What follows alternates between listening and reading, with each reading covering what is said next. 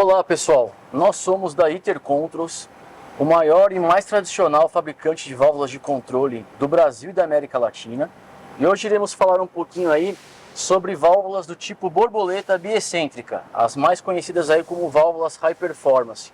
Porém vamos abordar um tema um pouquinho diferente aí.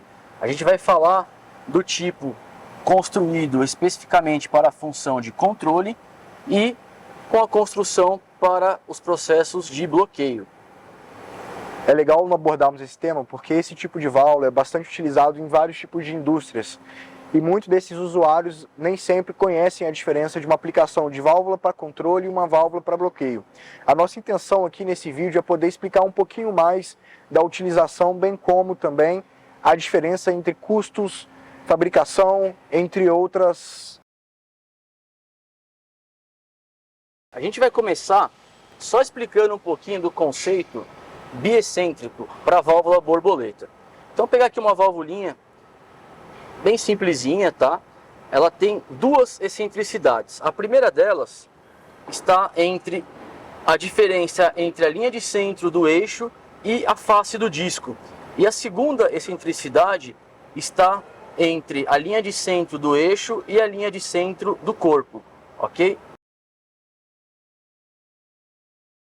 Mas Bruno, tira uma dúvida pra gente. Tecnicamente a gente vai falar sobre essa válvula, mas a gente gostaria de saber qual a diferença comercial desses dois modelos. Tecnicamente, a gente vai falar mais pra frente das diferenças, mas comercialmente falando, o custo da válvula fabricada para bloqueio, ela tem a tendência de ser muito menor. Por quê? Porque a fabricação dela é feita em larga escala. Porque a válvula de bloqueio, o dimensionamento é através do diâmetro da linha do processo e basicamente da compatibilidade do material com o fluido e com a pressão de acionamento para cálculo do atuador. Enquanto numa válvula de controle, a produção é feita válvula por válvula, ou seja, make to order.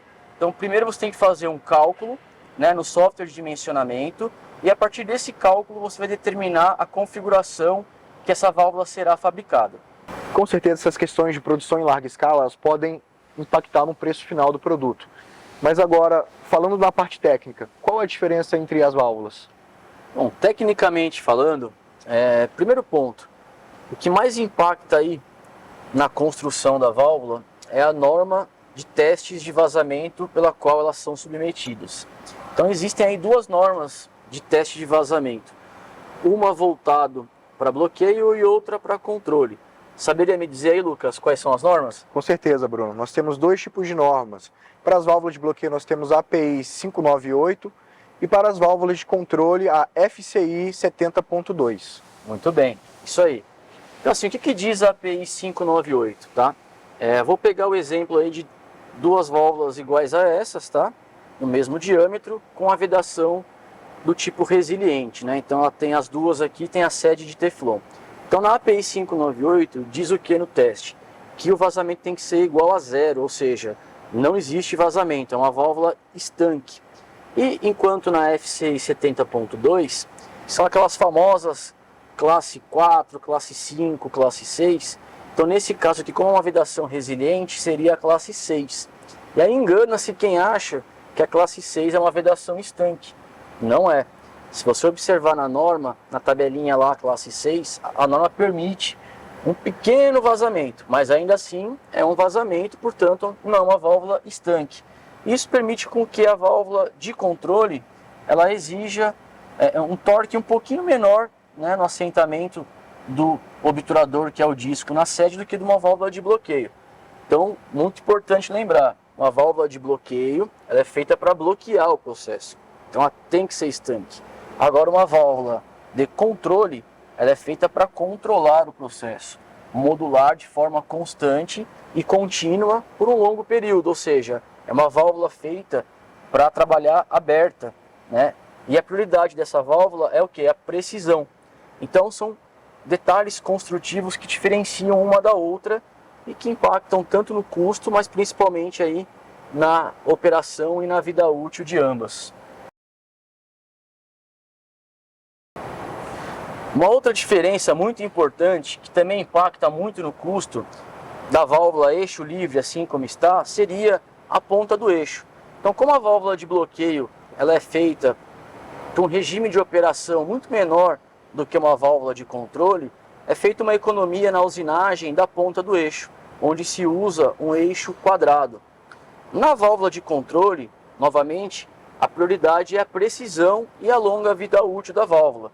Então a ponta do eixo ela é feita de forma estriada. É muito mais justo o acoplamento do atuador nesse tipo de ponta de eixo do que uma válvula com eixo quadrado ou com eixo chavetado, enfim, com eixo do tipo estrela, outros tipos de eixo que alguns fabricantes exclusivamente de válvulas de bloqueio produzem. A gente também tem na válvula de bloqueio o eixo passante aqui pelo disco, né? Então, volto a dizer, a válvula de bloqueio tem que ter uma robustez um pouquinho maior, porque ela é uma válvula feita para ser estanque.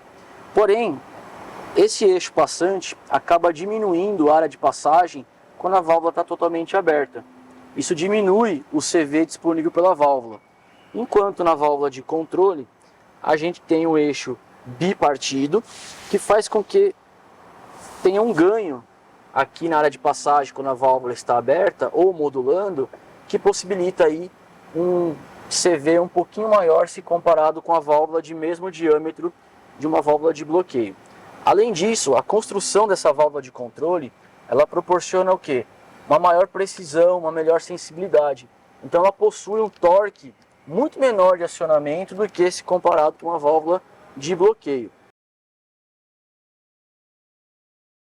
E o próximo fator de diferença, Lucas, talvez seja o mais importante, tanto para a malha de controle, como até mesmo para o custo final da válvula, que seriam os atuadores. Geralmente, para válvulas do tipo de bloqueio, utiliza-se o atuador peão cremaleira, que é um excelente atuador. Ele é bem compacto, tem uma pressão de alimentação que geralmente é de até 7 bar, porém, ele é um atuador feito por engrenagens. Então, se observarmos internamente, a gente vai ver aqui um pinhão